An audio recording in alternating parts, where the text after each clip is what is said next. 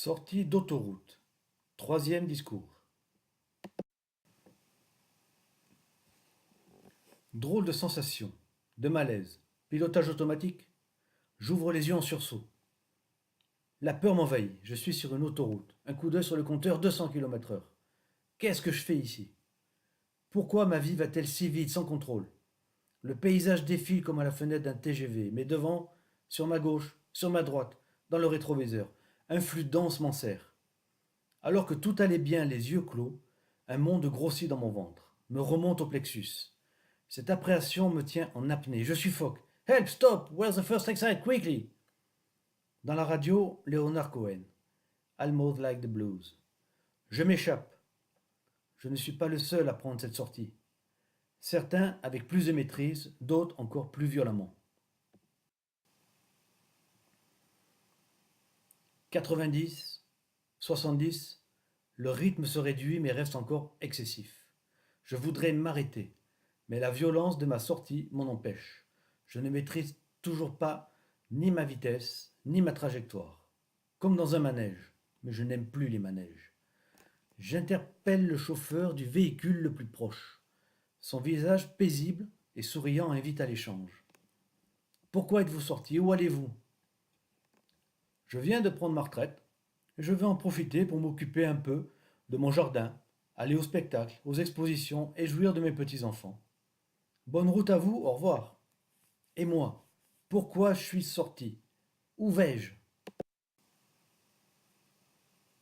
Le véhicule qui est sorti le plus violemment de cette autoroute a été quasiment éjecté. Se rapproche. Je vois son visage.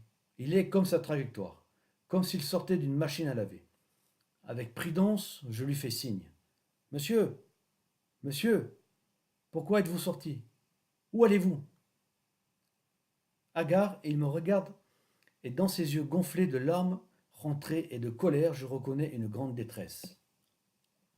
Je me suis fait virer après 20 ans de boîte. Ma femme s'est tirée avec les gosses. Je cherche une entrée pour reprendre l'autoroute. C'est par où?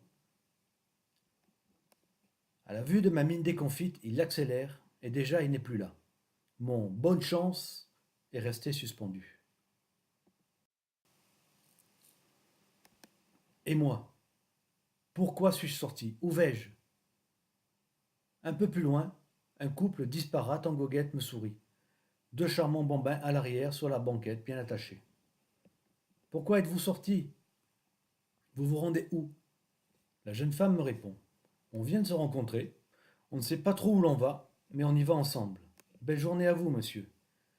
Une belle journée et une belle aventure à vous également. Et moi, pourquoi suis-je sorti? Où vais-je? Pourquoi ne puis-je m'arrêter? Stop. Posez tout et marchez. Marchez. Ça me revient. Je me rappelle.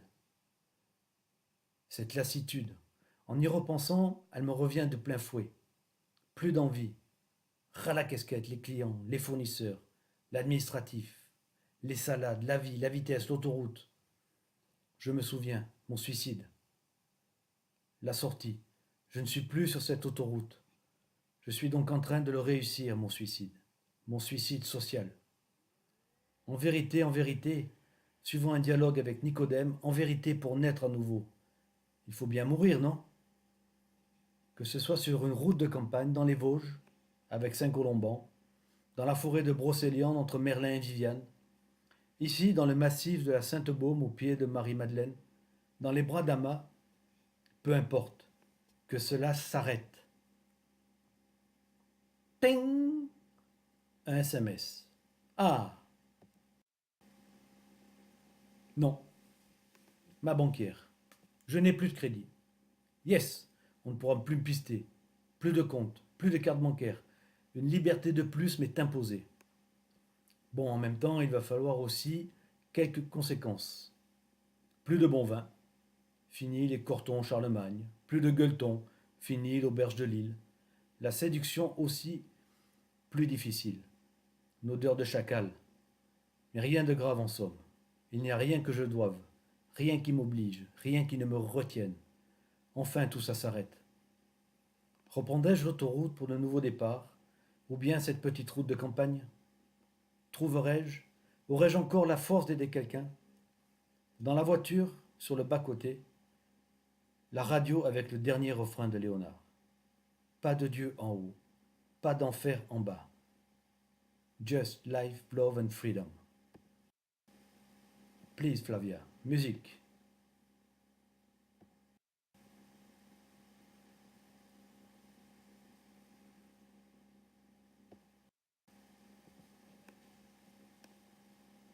N'hésitez pas à me faire part de vos commentaires constructifs. Pour les autres, vous pouvez vous les carrer au cul.